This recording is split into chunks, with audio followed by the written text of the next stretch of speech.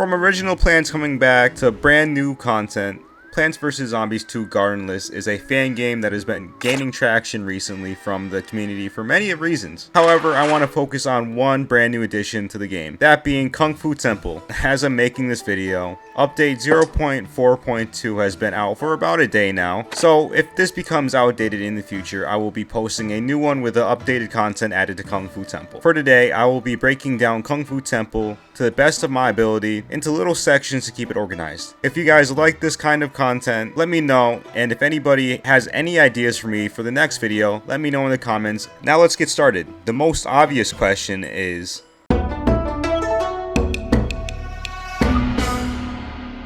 from what I've gathered, Kung Fu Temple is Gardendless's own spin on the already well-known Kung Fu world from the Chinese version of Plants vs. Zombies 2. With that being said, all of the levels inside of the world are actually all fan-made by the level creator. A little cool thing I figured out while playing through Kung Fu Temple is that some levels are actually a callback to Kung Fu World levels, but I'll get into that a little bit later. All of the plant and zombie lineup are pretty much the same thing as Kung Fu World, with a few newcomers coming into the world, some being familiar faces you might have known if you played any other PVZ games besides PVZ2, and some are completely original. Kung Fu Temple has a whopping 40 levels to play through, which is crazy now that I'm thinking about it. For comparison, Reflourish's modern day has 50 levels to play through. Yeah, that's right, 50. Temple ain't that far off to being as big as Reflourish's modern day. Not to mention how stacked the plant lineup is in terms of how useful they are, inside and outside of the respective worlds, like Solar Sage. Also, a little side note before we move on, Temple's music is borrowed from PVZ Universe's Shaolin Highlands, which is an amazing pick, might I add. It fits in very well and adds to the world building in my opinion. For Temple being completely fan-made, feels like a unique experience, and I'm sure that's what the devs were going for. I know that some other mods use this music too, like Shuttle or PVZ2 original, but I figured I might as well add this in if anybody's interested on where the origins of the soundtrack is from. Anyways, let's move on to a more interesting part of Temple that I'm sure most of you guys are curious about.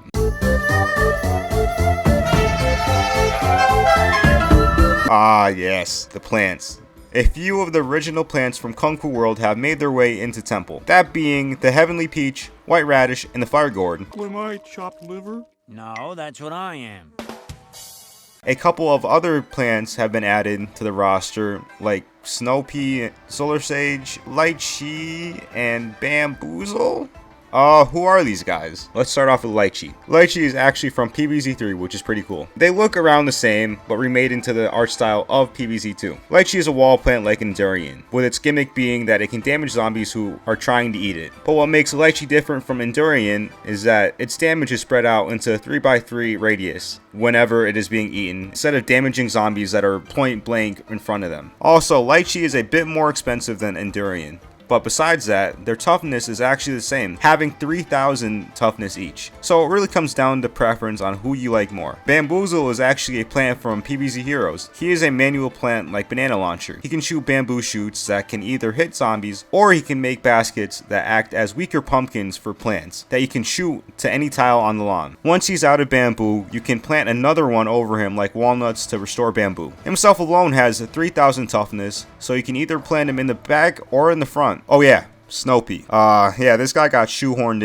into Temple for some reason. You guys know what Snow Pea is, so let's move on. Solar Sage was recently added into the 0.4.2 update. She basically is the same as how she works in vanilla, being an instant plant that can transform zombies into enlightened zombies that produce sun in intervals. The only difference from vanilla and Gardendless is that the sun cost was changed from 0 sun to 75 sun, probably to balance Solar Sage. Bamboo Shoot, not to get messed up with Bamboozle, is a piercing plant that can burrow itself in the ground, making it unattackable while underground. The only zombies that can damage him are gargantuars from what I've known. White Radish is a defensive plant that can deflect Qigong zombie attacks. Any plant that is behind White Radish can't be pulled by the Qigong zombies when using his power, and can also deflect other attacks that we will get into later.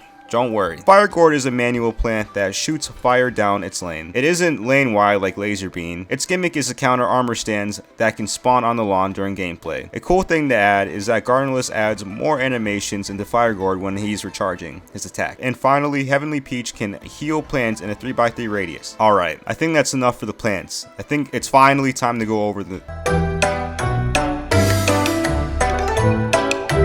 I'm going to try to go over these quickly. I'm going to try to go over these guys a little bit faster since there's a lot of them. The Expeditionist zombie is basically the torchlight zombie from ancient Egypt, burning any plant that he can walk into. The hammer zombie is like a jester from Dark Ages. He can deflect any projectile when he swings around his hammer. Gong zombie acts like dancing zombie from PVZ2 but more deadly. When he hits his gong, he can summon up to 4 exploding zombies around him. Drinking zombie can drink after he's been attacked enough, becoming more resistant to damage and faster. Qigong zombie can pull plants forward sometimes, but can be cancelled out by using a white radish. Rocket Imp rides a rocket onto the lawn and can be stopped if any plant is in front of him. If the lane is empty, you can activate your lawnmower, so be on the lookout. Oh yeah, I just realized this, and this is stupid. Clover is a very good counter to Rocket Imps. When a group of Rocket Imps are about to come on the lawn, a Rocket Strike alert will pop up on your screen. Blade Monk zombie holds a blade that he swings at plants instead of eating them. The blade deals big damage, so make sure you don't leave him unattended. Nunchaku zombie swings his nunchucks to return projectiles like the hammer zombie. Kung Fu Monkin can literally fly past your plants, but he can be countered easily by planting tall nuts. Qigong Abbot sits on the front of the yard meditating until he's ready to attack. But instead of moving plants ahead by a tile, Qigong Abbot can blast plants back a tile. Abbot Imp spawn deep into your lawn and start repelling your projectiles, and has more HP than other imps. Temple has 3 Gargantuar variants: the Bronze of Hook, Bronze of Toughness, and the Bronze of Qigong. Bronze of Hook can leap to other lanes that have less plants on it, which can be very deadly if it gets too deep in your defense. Bronze of Toughness has 600 more HP than Bronze of Hook, and when he's damaged enough, he will become enraged and speed up his walking speed and his attacking speed. Bronze of Qigong shares traits of the Qigong zombie and can pull plants ahead to smash. He can also summon Kung Fu zombies like the Gong zombie. The 2 bosses of Temple are the Devil of Dynamite and the Blade Wielding Hero, and command an army of Kung Fu zombies to fight against you. The Devil of Dynamite can be fought on day 16. He throws bombs that destroy your plants in a 3x3 area if the targets are not shoveled up in time. He can also summon Rocket Imps, both launched from the right of the lawn and lobbed from his back. Blade Wielding Hero can crush any plant that comes too close to him. He blocks off all damages when he puts his sword up. He can actually throw his sword down a lane, getting rid of any plant that comes too close to his sword when he throws it. You can actually avoid his attack if you move the minecarts up one lane or down another lane. So just be careful of him throwing his sword, which I think he only throws his sword at the final health bar. I think that's it. Anyways, I forgot to mention that. Let's get back to the video. Anywho, I think that's enough for the zombies. I told you there was going to be a lot of them, and I didn't even go over the Monk and Abbot variants of the zombies. But to be fair, most of them are the same as the base variants that I went over. Also, in the Blade Wielding Heroes Almanac entry, it says the second out of the big 3. So there's definitely one more boss to come for Kung Fu Temple. So stay tuned for future updates. Before we wrap things up, I want to talk about the levels. At the start, I mentioned that Kung Fu Temple is completely fan-made, so they have a lot of freedom to work with what they can do with these levels. A few I personally thought were interesting to play through were the Qigong Portal levels, or the Qigong Trials, Dynamite levels, and finally the Gargantuar battles. The Qigong Trial levels are where you play through the game normally, but the Qigong Portals will randomly appear at the front of the yard and can suck up your plants if you don't defend your defense with white radishes. Personally, I found it fun to play through. It keeps you on your toes when you're playing, and to make sure that zombies don't eat any of your white radishes. The Dynamite levels